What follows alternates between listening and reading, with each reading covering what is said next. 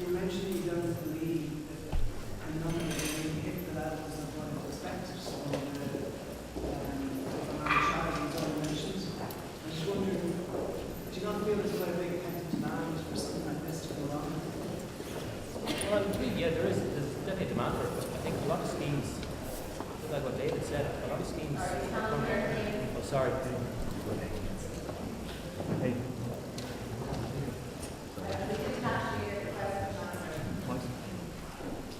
I'm just wondering if Michael mentioned he didn't expect too much of a pent-up demand on the arrangements. I was wondering for a bit more clarification. I've given there's a feeling out there that the public could be waiting for something like this for a long time. Well, I think you're right that there is a demand for an updated insolvency service, or an updated insolvency legislation. I think the problem is that a lot of creditors won't want to enter into a process. Certainly, the banks won't want to be seen to be writing down a debt on one occasion and then having another scheme where they're refusing to write it down. I think a lot of debtors aren't going to want to have their name splashed on an insolvency register. While I think there will be a take-up, I just don't think it's going to hit the level. It's certainly not in the first couple of years because of the timing of the legislation.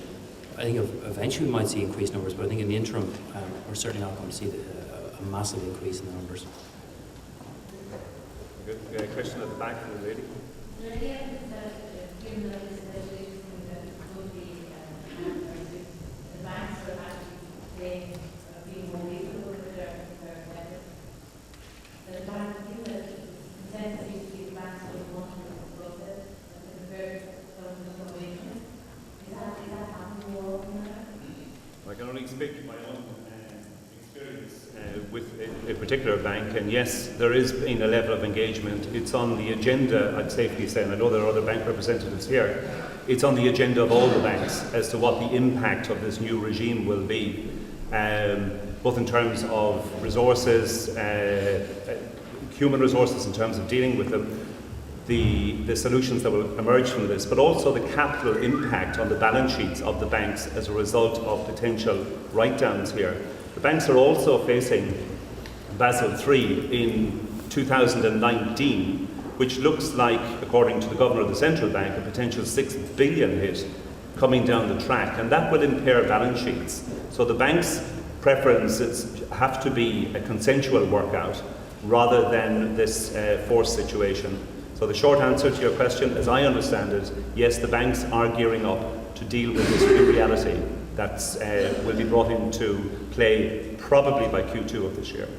And in your experience, does that consensual agreement, does that be read right?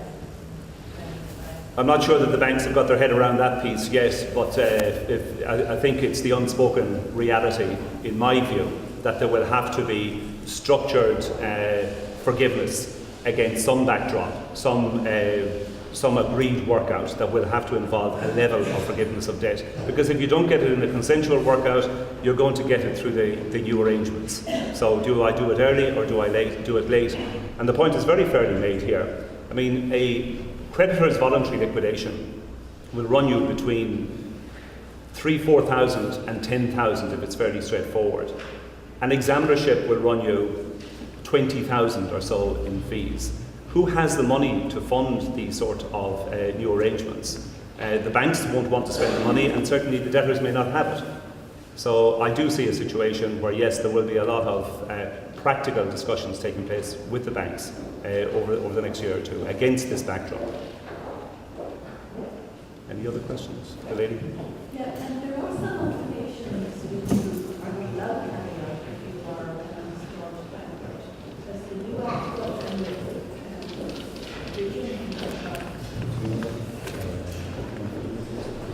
well, under the fitness and probity, any undischarged bankrupt, it would, if you're working in a financially regulated arena. Yes. Under the fitness and probity regime, which is under the Central Bank Reform Act, if you're an undischarged bankrupt, you mightn't be able to carry out a function in a regulated entity, be it an insurance broker working in a bank. especially as a director of pre-approval control function. So being an undischarged bankrupt, or if you fail in a restructure, so if you fail in your PIA or debt solution agreement, debt settlement agreement, it could have an effect if you're working in the financially regulated arena. I'm unaware of any other jobs that it could have an implication on. This gentleman here. I was just curious in relation to the English system inside of this. But if somebody's being asked to apply through bankruptcy or personal insolvency arrangement, what are the likelihood of you getting credit down the line? What's the effect on the credit rating? And is there a difference between the different arrangements, or is it a case of once you've gone through these arrangements that you're actually goose to use the words to use there for maybe 10, 15, 20 years into the future?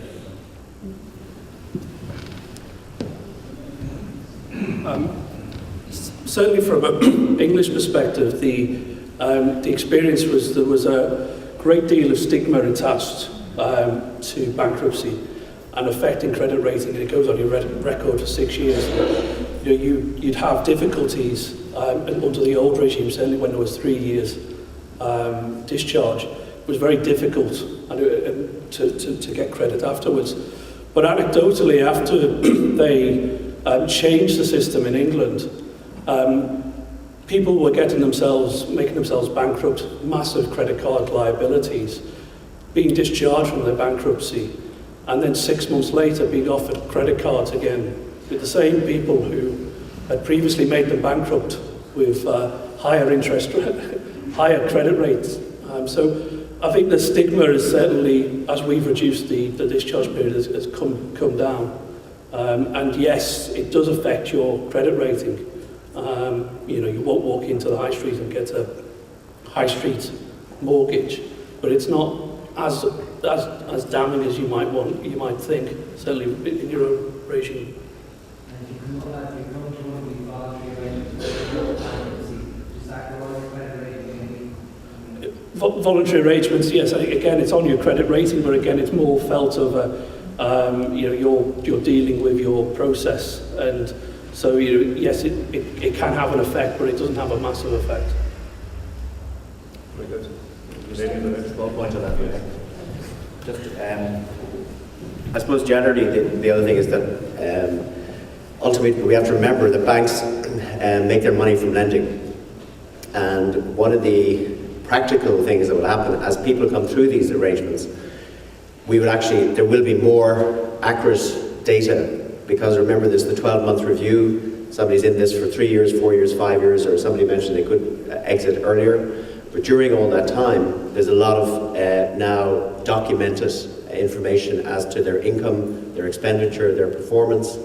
And I would say from our own experience that we wouldn't be surprised if that body of people come back into the borrowing market much faster than people would expect, purely because of that history, and also because of the reason that a lot of people ended up there in the first place, which was kind of, if we talk about 2007 as the perfect storm, which affected financial institutions themselves and the individuals, that it's inevitable that people who go through this process, a certain percentage will have learned lessons, and therefore be very good borrowers in the future. There's no reason why not. Do you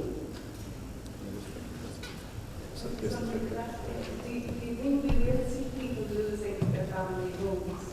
And if so, what sort of people might they be? I mean, it's all about protecting family homes in reality. Well, I think there's a provision in the Act that if the family home was seen to be in some way disproportionately valuable, or it's not the word that's used, unnecessary to support and sustain the family, then in that situation you could see it forming part of the arrangement as proposed by the PIP. So as what scale, what's appropriate, these are all issues that will be teased out, you can be certain, before the courts in the foreseeable future. If you're looking at somebody who may sell their family home by the never be homeless.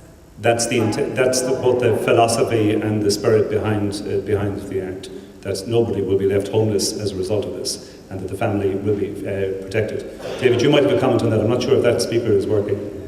No. That might be I think the spirit is a useful word. There's 100,000 people currently waiting on social housing, and there's a mortgage to rent scheme which the government introduced last year, and there's the mortgage arrears resolution process which is governed by the central bank, and recently we've got a mortgage arrears solutions, none of which are binding on a bank. There's 7 mortgage to rent schemes. So, it's very much back to the individual decision of a bank as to whether to pursue you for the house, whether the house is voluntarily sold, which is the new show in town is a voluntary sale, which the bank will kindly pay for the solicitor and kindly pay for the auctioneer. No sleeping bags, but will kindly, or no tenants. So I think the facts that exist currently are that there's a void, there's a little hole in the current legislation, which means there's an disproportionate presentation of those repossessions that currently exist.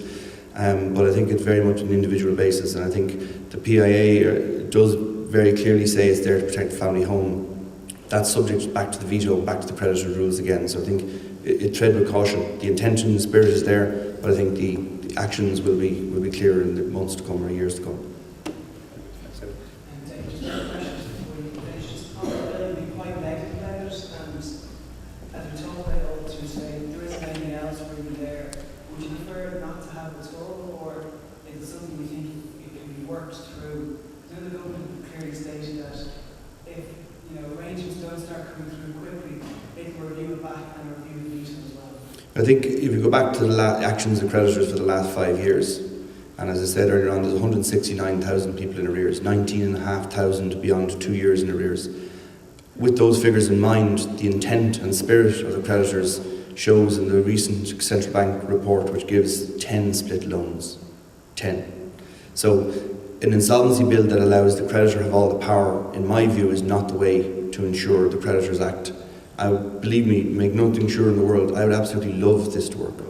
I don't believe it can work simply because the actions of creditors for the last 5 years show that when in control, they will take control. You give a veto to a creditor, they'll take it. Don't expect them to give it back at a swap shop. They're not going to do that. So I think it's there. It needs to be worked within, but I actually believe the creditors will try and avoid it. I think it will be worked out. There's no reason why Mike's deal earlier on couldn't be done by anybody on a negotiation basis without any 5-year plan, simply agreed and done and dusted much quicker, or a simpler household one can be done very quickly.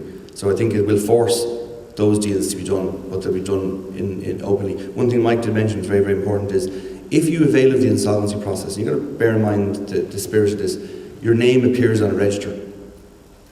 Not the deal, but your name appears in the register, clearly showing you availed of this.